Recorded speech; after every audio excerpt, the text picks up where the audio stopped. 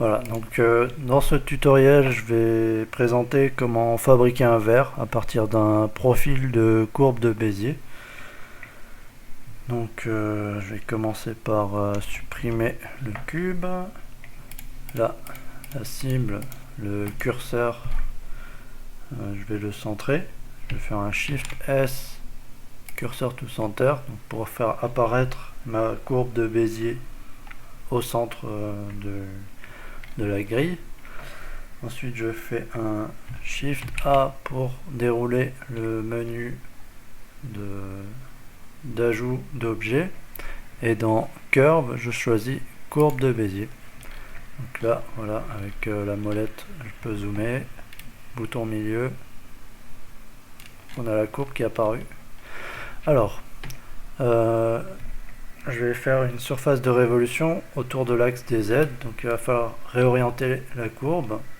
Donc, je vais éviter de réorienter l'objet lui-même. Je vais réorienter que la courbe à l'intérieur de l'objet.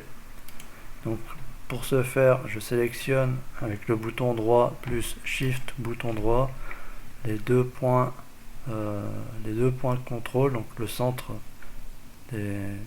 des segments de contrôle, et je vais faire une rotation autour de l'axe Y, donc R plus Y, R suivi de Y, et donc pour l'orienter vers le haut par exemple, il me faut faire une rotation dans le sens négatif de 90 degrés à peu près, voilà, même exactement d'ailleurs. Donc je tape moins 90 au pavé numérique, entrée. Donc voilà, la courbe est parfaitement alignée dans le plan Z, Y. Donc c'est ce plan là que je vais faire tourner.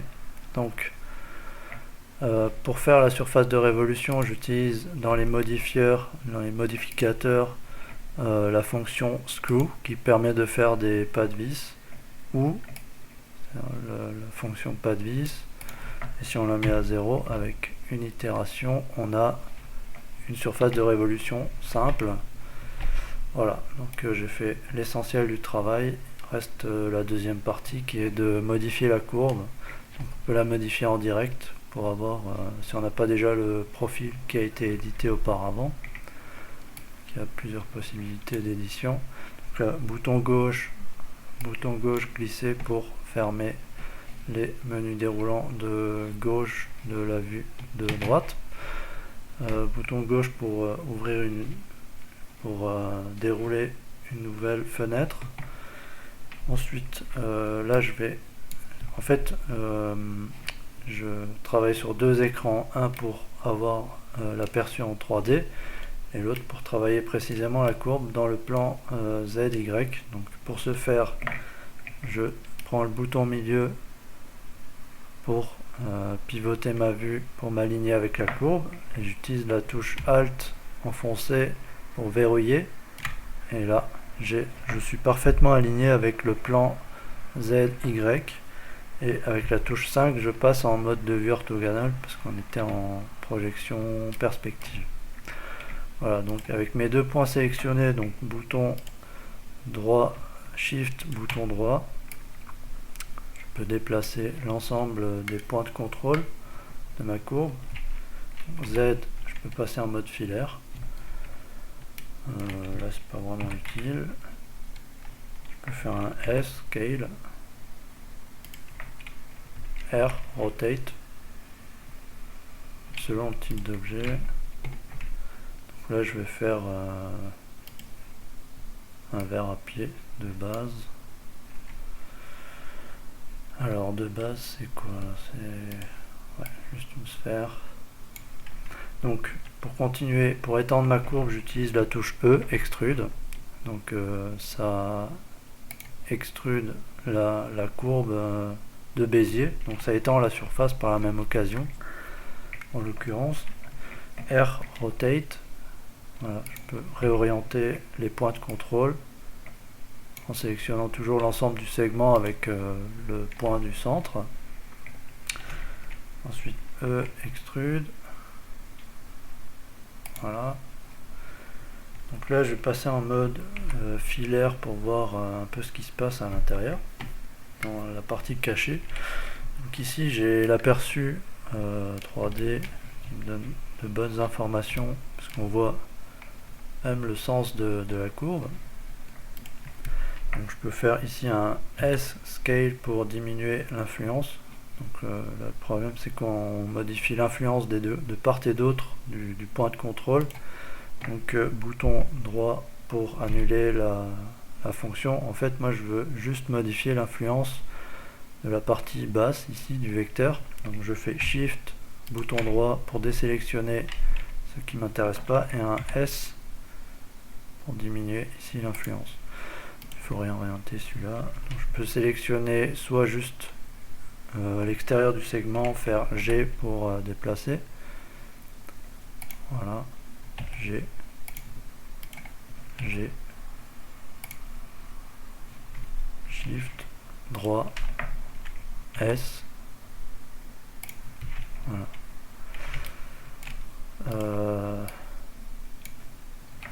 Rotate. Voilà, il me manque un point de contrôle. Je n'ai pas assez de précision sur cette zone. Donc je peux faire un refine. Donc je sélectionne deux points de contrôle qui se suivent. Et je fais un W subdivide. Donc W pour accéder aux fonctions spéciales, subdivide. Donc voilà, j'ai subdivisé ma courbe à cet endroit là. J'ai rajouté un point de contrôle que je peux déplacer, modifier, scale, rotate, R. Et voilà, scale, ça permet de changer l'influence du point de contrôle. Là, rotate, scale. Ensuite, là, j'ai mon verre sans aucune épaisseur et entièrement creux. Donc je vais faire la partie intérieure en fait pour lui donner de l'épaisseur. Donc je fais E, extrude, G. Donc là on voit la courbe, elle est orientée dans le mauvais sens. Je fais un R 180 pour faire une rotation 180 degrés, G. Je vais aligner mes deux points pour avoir la bordure du verre. Voilà.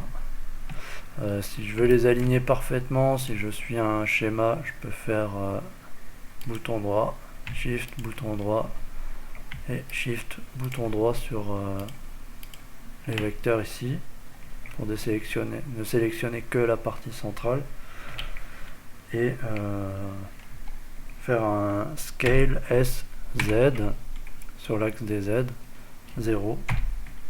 Voilà. Et les deux points sont horizontalement alignés. Pareil, je peux déplacer les points ici, les points là. Je peux sélectionner le centre, grab.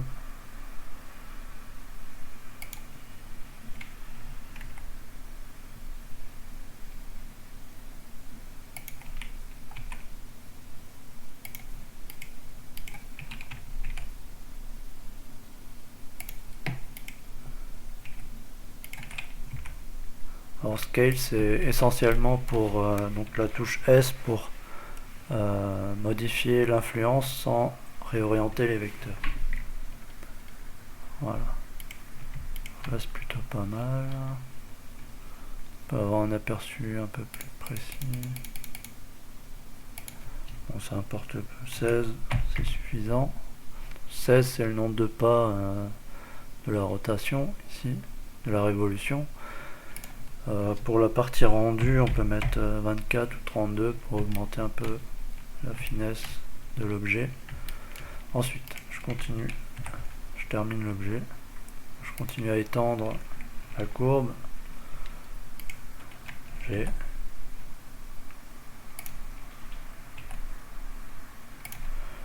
voilà, donc je vais aligner à peu près.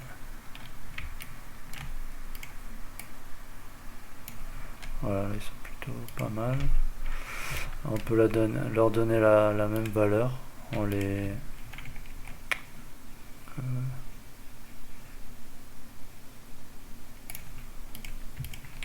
scale z0 scale z0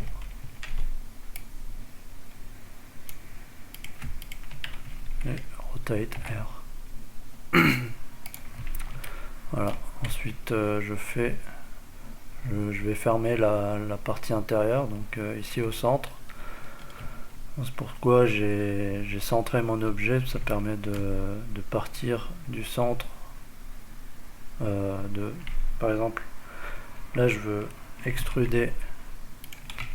Je fais extrude sur cette partie. Voilà, je veux centrer ce point là. Ce que je peux faire, c'est un Shift S, cursor to center. Ensuite je fais un Shift S, sélection to cursor, et je remonte la sélection, et la sélection est parfaitement axée sur Z. Voilà. Et je fais, alors je modifie l'orientation ici. Voilà. Ce que je peux aussi faire, c'est un scale 0 pour qu'il n'y ait aucune influence du point au centre. Voilà. Et là c'est pas le but, ça ne donne pas le résultat escompté. Je vais revenir en arrière. Le truc c'est juste de mettre le vecteur à l'horizontale et de mettre l'influence qu'il faut pour avoir la forme de courbe qui nous intéresse ici. Voilà, pas de...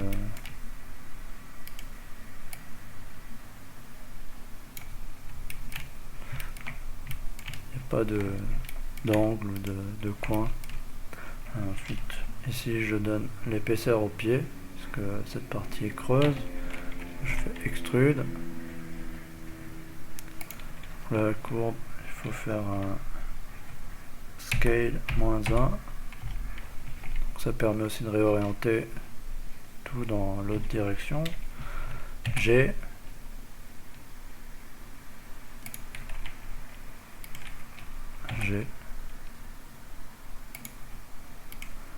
Ensuite, je vais changer l'influence ici. Scale. Shift, bouton droit. Scale.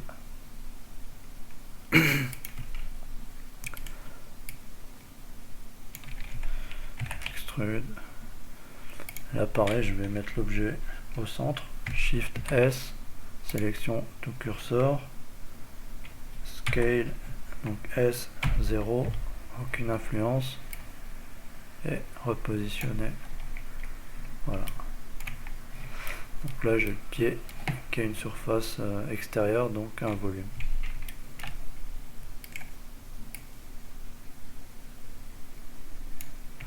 On peut réorienter.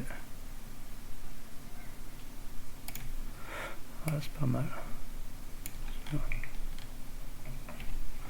Bon, alors, le pied il est un peu surdimensionné, donc je vais faire un scale sur X, non, Y, SY, voilà.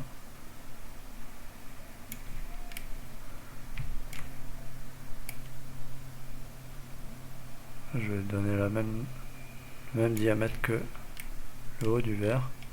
Comme je suis en mode orthogonal, les dimensions sont identiques. Avec la touche 5, on peut repasser en mode perspective. Voilà, Z. Bouton droit sur l'intersection entre les deux vues, sur la frontière entre les deux vues. Ça permet de faire un join sur les deux, donc de faire disparaître une des deux vues, donc faire passer une vue sur l'ensemble des deux vues. Voilà. Voilà pour ce tutoriel, c'est tout. Pour le reste, il faudra voir la suite. Merci.